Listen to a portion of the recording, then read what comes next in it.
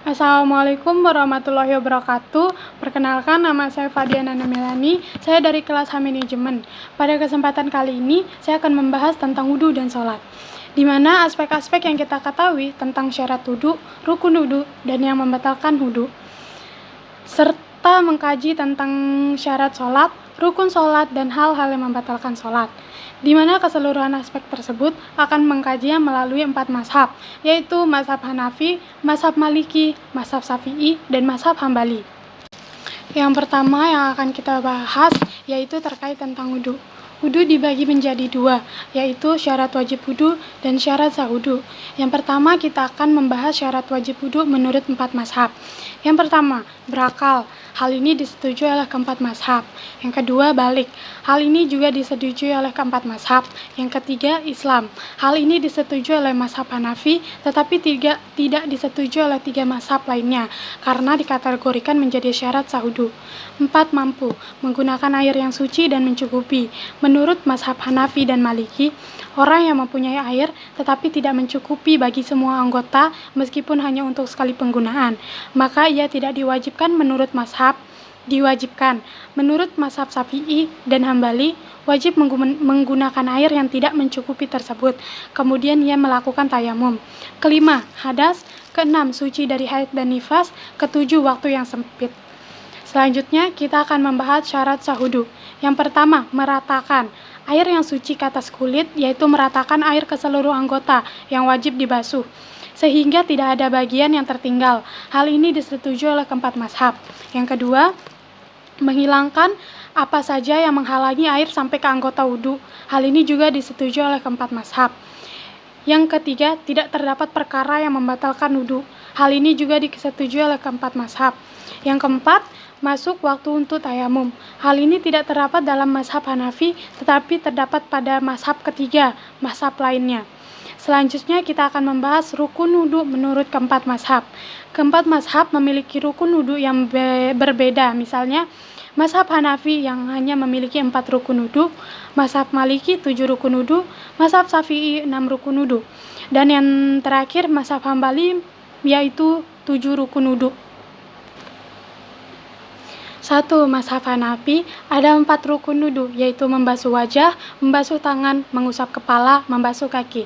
Kedua, mazhab Maliki ada 7 rukun wudhu, yaitu niat, membasuh wajah, membasuh tangan, mengusap kepala, membasuh kaki, mengualat adab.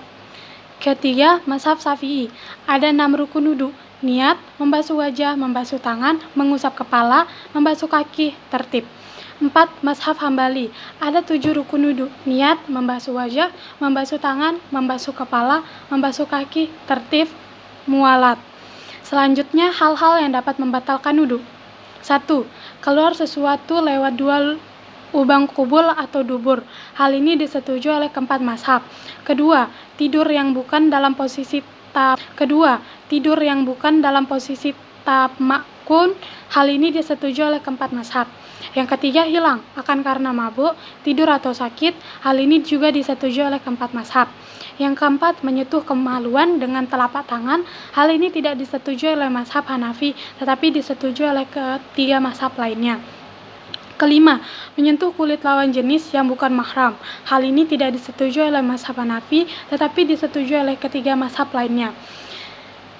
Keenam, keluarnya sesuatu dari badan. Hal ini disetujui oleh mazhab Hanafi, tetapi tidak disetujui oleh keempat mazhab lainnya. 3. Mazhab Hambali ada 13 takbir. 13 orang sholat dengan bertayamum lalu mendapatkan air. 14. Terbit matahari ketika sedang sholat subuh. 15. Matahari tergelincir ketika sedang mengerjakan sholat Id. Ke-16. Jatuhnya pembalut luka yang belum sembuh. Ke-17. Berhadas dengan sengaja. Jika didahului oleh hadas dengan tidak sengaja, maka tidak membatalkan sholat, namun harus berwudu dan meneruskan sholatnya.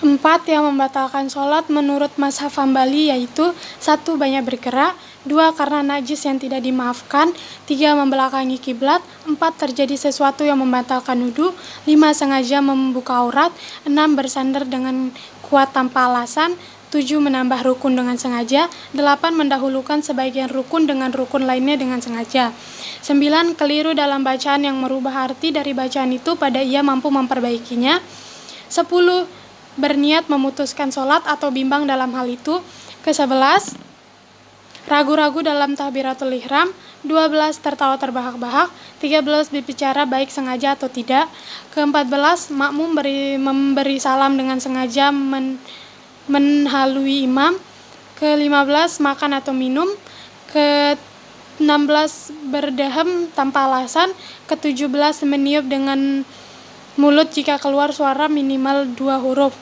ke-18 menangis bukan karena takut kepada Allah. Selanjutnya kita akan membahas tentang sholat yang meliputi syarat, rukun, dan yang membatalkan sholat. Menurut 4 mazhab, Hanafi, Maliki, Syafi'i, dan Hambali, pertama kita akan membahas 4 syarat sholat. Adapun beberapa syarat-syarat sholat yang disetujui oleh keempat mazhab. Yang pertama, suci tempat sholat. Yang kedua, menutup aurat dari pandangan. Yang ketiga, cuci pakaian. Yang keempat, suci dari hadas. Yang kelima, suci dari badan dari najis. Keenam, mengetahui masuk waktu sholat. Ketujuh, menghadap kiblat. Selanjutnya kita akan membahas tentang beberapa rukun sholat menurut 4 mazhab. Yang pertama, mazhab Hanafi. Ada 6 takbiratul ihram, berdiri, membaca Al-Fatihah, rukun, sujud, duduk tasyahud akhir. Yang kedua, mazhab Maliki dan mazhab Syafi'i. Ada 13 niat.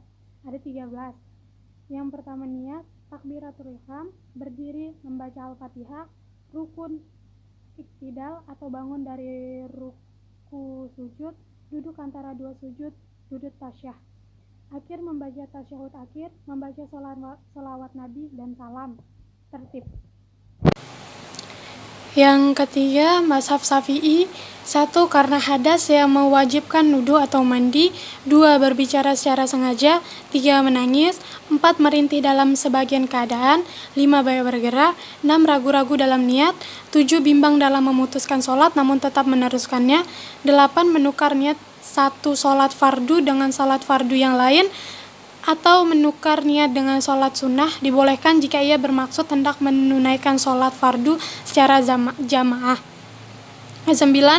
Terbuka aurat sedangkan ia mampu menutupnya.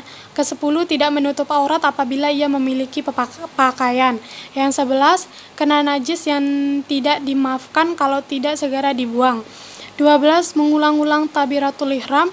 13. Meninggalkan rukun secara sengaja. 14. Mengikuti imam yang tidak patut diikuti karena kekufarannya atau sebab lainnya. 15. Menambah rukun secara sengaja. 16. Makan atau minum. 17. Berpaling dari kiblat dengan dadanya. 18. Mendahulukan rukun fili dari yang lainnya. Sekian pembahasan dari saya tentang wudu dan sholat. Apabila ada kesalahan mohon dimaafkan. Assalamualaikum warahmatullahi wabarakatuh.